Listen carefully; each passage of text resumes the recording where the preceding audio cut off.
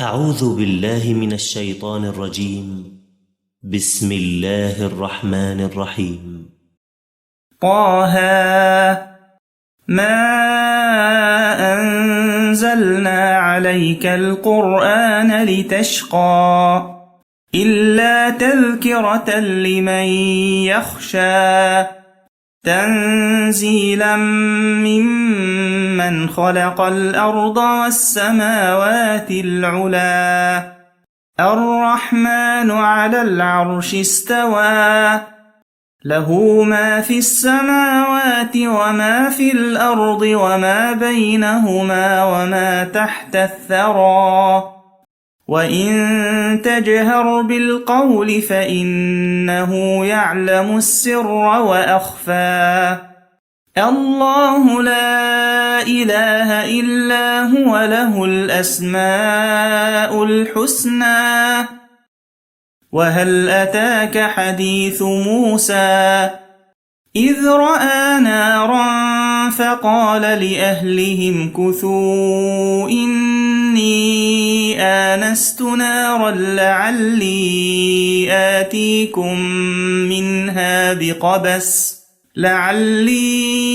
آتيكم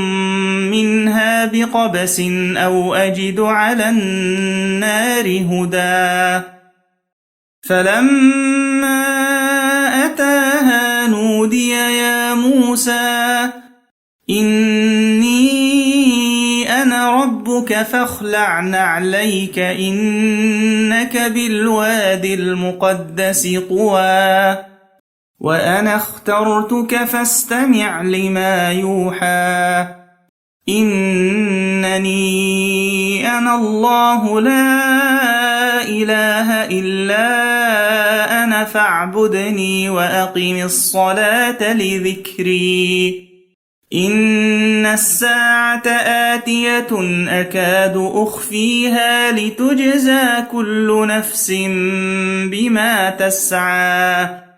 فلا يصدنك عنها من لا يؤمن بها واتبع هواه فتردى وما تلك بيمينك يا موسى قال هي عصاي أتوكأ عليها وأهش بها على غنمي ولي فيها مآرب أخرى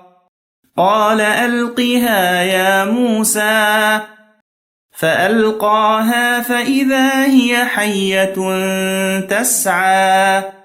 قال خذها ولا تخف سنعيدها سيرتها الأولى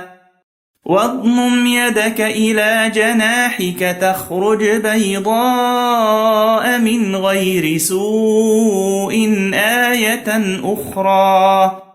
لنريك من آياتنا الكبرى اذهب إلى فرعون إنه طغى قال رب اشرح لي صدري ويسر لي أمري واحلل عقدة من لساني يفقه قولي واجعل لي وزيرا من أهلي هارون أخي أشدد به أزري وأشركه في أمري كي نسبحك كثيرا ونذكرك كثيرا إنك كنت بنا بصيرا قال قد أوتيت سؤلك يا موسى ولقد مننا عليك مرة أخرى إذ أوحينا إلى أمك ما يوحى أن اقذفيه في التابوت فاقذفيه في اليم فليلقه اليم بالساحل يأخذه عدو لي وعدو له وألقيت عليك محبة مني ولتصنع على عيني إذ تمشي أختك فتقول هل أدلكم على من يكفله فرجعناك إلى أمك كي تقر عينها ولا تحزن وقتلت نفسا فنجيناك من الغم وفتناك فتونا فلبثت سنين في أهل مدين ثم جئت على قدر يا موسى واصطنعتك لنفسي اذهب أنت وأخوك بآياتي ولا تنيا في ذكري اذهبا إلى فرعون إنه طغى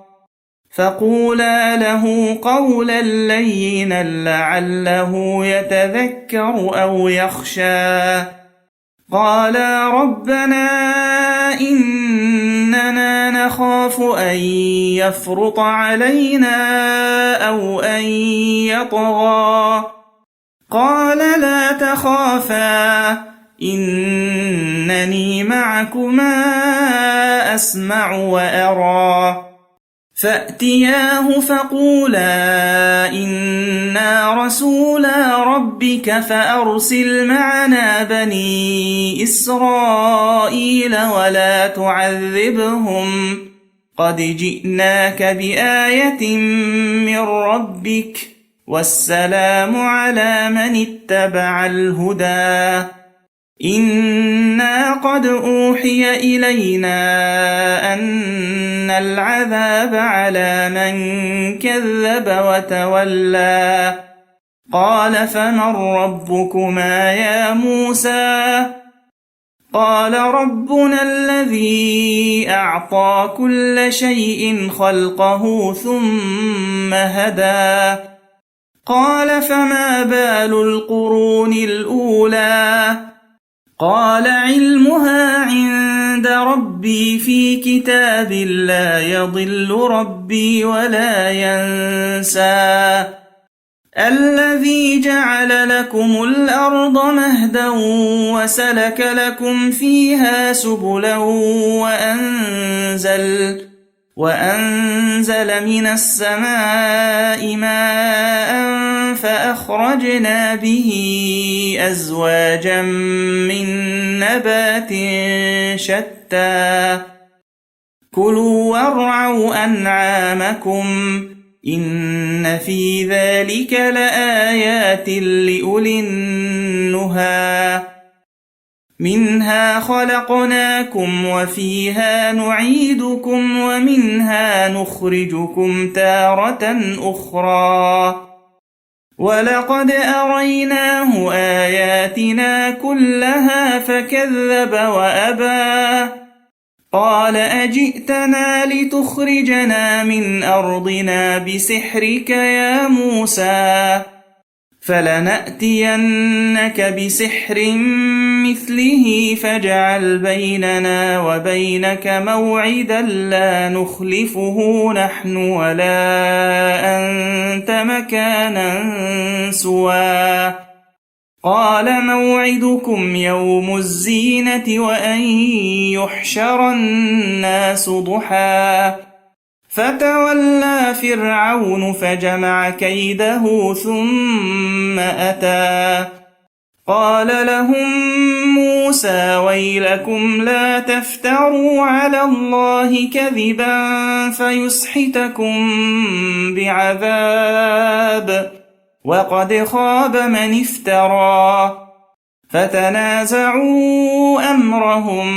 بينهم وأسروا النجوى قالوا إن هذان لساحران يريدان أن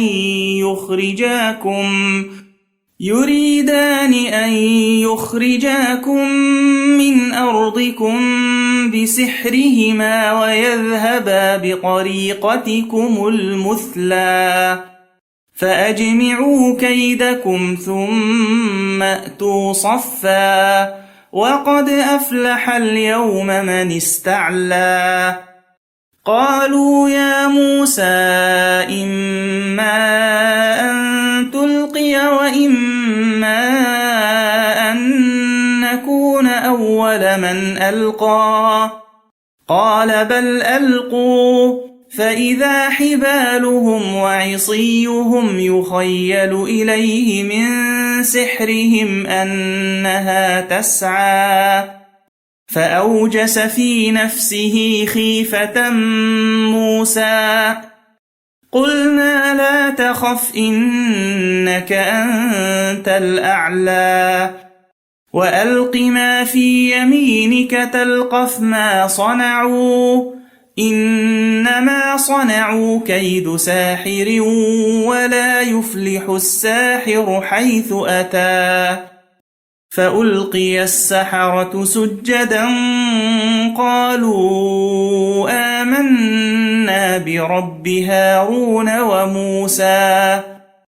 قال آمنتم له قبل أن آذن لكم إنه لكبيركم الذي علمكم السحر فلأقطعن أيديكم وأرجلكم من خلاف ولأصلبنكم في جذوع النخل ولتعلمن أينا أشد عذابا وأبقى قالوا لن نؤثرك على ما جاءنا من البينات والذي فطرنا فاقض ما أنت قاض إنما تقضي هذه الحياة الدنيا إنا آمنا بربنا ليغفر لنا خطايانا وما أكرهتنا عليه من السحر والله خير وأبقى إنه من يأت ربه مجرما فإن له جهنم لا يموت فيها ولا يحيا ومن يأته مؤمنا قد عمل الصالحات فأولئك لهم الدرجات العلا جنات عدن تجري من تحتها الأنهار خالدين فيها وذلك جزاء من تزكى ولقد أوحينا إلى موسى أن أسر بعبادي فاضرب لهم طريقا في البحر يبسا لا تخاف دركا ولا تخشى فأتبعهم فرعون بجنوده فغشيهم من اليم ما غشيهم وأضل فرعون قومه وما هدى يا بني إسرائيل قد أنجيناكم من عدوكم وواعدناكم جانب الطور الأيمن ونزلنا عليكم المن والسلوى كلوا من طيبات ما رزقناكم ولا تطغوا فيه فيحل عليكم غضبي ومن يحلل عليه غضبي فقد هوى وإني لغفار لمن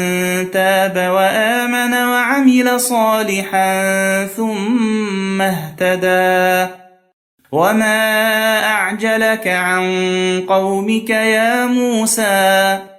قال هم أولئك على أثري وعجلت إليك رب لترضى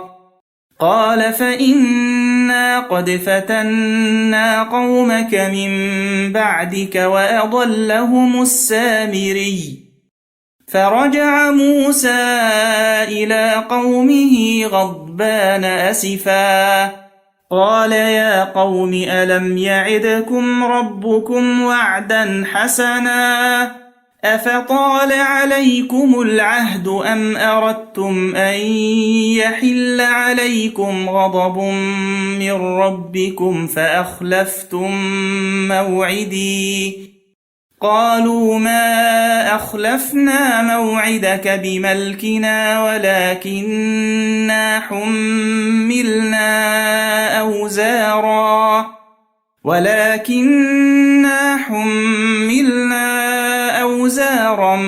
من زينة القوم فقذفناها فكذلك ألقى السامري فأخرج لهم عجلا جسدا له خوار فقالوا هذا إلهكم وإله موسى فنسي أفلا يرون ألا يرجع إليهم قولا ولا يملك لهم ضرا ولا نفعا ولقد قال لهم هارون من قبل يا قوم إنما فتنتم به وإن ربكم الرحمن فاتبعوني وأطيعوا أمري قالوا لن نبرح عليه عاكفين حتى يرجع إلينا موسى قال يا هارون ما منعك إذ رأيتهم ضلوا ألا تتبعني أفعصيت أمري قال يا ابن أم لا تأخذ بلحيتي ولا برأسي إني خشيت أن تقول فرقت بين بني إسرائيل ولم ترقب قولي قال فما خطبك يا سامري قال بصرت بما لم يبصروا به فقبضت قبضة من أثر الرسول فنبذتها وكذلك سولت لي نفسي قال فاذهب فإن لك في الحياة أن تقول لا مساس وإن لك موعدا لن تخلفه وانظر إلى إلهك الذي ظلت عليه عاكفا لنحرقنه ثم لننسفنه في اليم نسفا إنما إلهكم الله الذي لا إله إلا هو وسع كل شيء علما كذلك نقص عليك من أنباء ما قد سبق وقد آتيناك من لدنا ذكرا من أعرض عنه فإنه يحمل يوم القيامة وزرا خالدين فيه وساء لهم يوم القيامة حملا يوم ينفخ في الصور ونحشر المجرمين يومئذ زرقا يتخافتون بينهم إن لبثتم إلا عشرا نحن أعلم بما يقولون إذ يقول أمثلهم طريقة إن لبثتم إلا يوما ويسألونك عن الجبال فقل ينسفها ربي نسفا فيذرها قاعا صفصفا لا ترى فيها عوجا ولا أمتا يومئذ يتبعون الداعي لا عوج له وخشعت الأصوات للرحمن فلا تسمع إلا همسا يومئذ لا تنفع الشفاعة إلا من أذن له الرحمن ورضي له قولا يعلم ما بين أيديهم وما خلفهم ولا يحيطون به علما وعنت الوجوه للحي القيوم وقد خاب من حمل ظلما ومن يعمل من الصالحات وهو مؤمن فلا يخاف ظلما ولا هضما وكذلك أنزلناه قرآنا عربيا وصرفنا فيه من الوعيد لعلهم يتقون أو يحدث لهم ذكرا فتعالى الله الملك الحق ولا تعجل بالقرآن من قبل أن يقضى إليك وحيه وقل رب زدني علما ولقد عهدنا إلى آدم من قبل فنسي ولم نجد له عزما وإذ قلنا للملائكة اسجدوا لآدم فسجدوا إلا إبليس أبى فقلنا يا آدم إن هذا عدو لك ولزوجك فلا يخرجنكما من الجنة فتشقى إن لك ألا تجوع فيها ولا تعرى وأنك لا تظمأ فيها ولا تضحى فوسوس إليه الشيطان قال يا آدم هل أدلك على شجرة الخلد وملك لا يبلى فأكلا منها فبدت لهما سوآتهما وطفقا يخصفان عليهما من ورق الجنة وعصى آدم ربه فغوى ثم اجتباه ربه فتاب عليه وهدى قال اهبطا منها جميعا بعضكم لبعض عدو فإما يأتينكم مني هدى فمن اتبع هداي فلا يضل ولا يشقى ومن أعرض عن ذكري فإن له معيشة ضنكا ونحشره يوم القيامة أعمى قال رب لم حشرتني أعمى وقد كنت بصيرا قال كذلك أتتك آياتنا فنسيتها وكذلك اليوم تنسى وكذلك نجزي من أسرف ولم يؤمن بآيات ربه ولعذاب الآخرة أشد وأبقى أفلم يهد لهم كم أهلكنا قبلهم من القرون يمشون في مساكنهم إن في ذلك لآيات لأولي النهى ولولا كلمة سبقت من ربك لكان لزاما وأجل مسمى فاصبر على ما يقولون وسبح بحمد ربك قبل طلوع الشمس وقبل غروبها ومن آناء الليل فسبح وأطراف النهار لعلك ترضى ولا تمدن عينيك إلى ما متعنا به أزواجا منهم زهرة الحياة الدنيا لنفتنهم فيه ورزق ربك خير وأبقى وأمر أهلك بالصلاة واصطبر عليها لا نسألك رزقا نحن نرزقك والعاقبة للتقوى وقالوا لولا يأتينا بآية من ربه أولم تأتهم بينة ما في الصحف الأولى ولو أنا أهلكناهم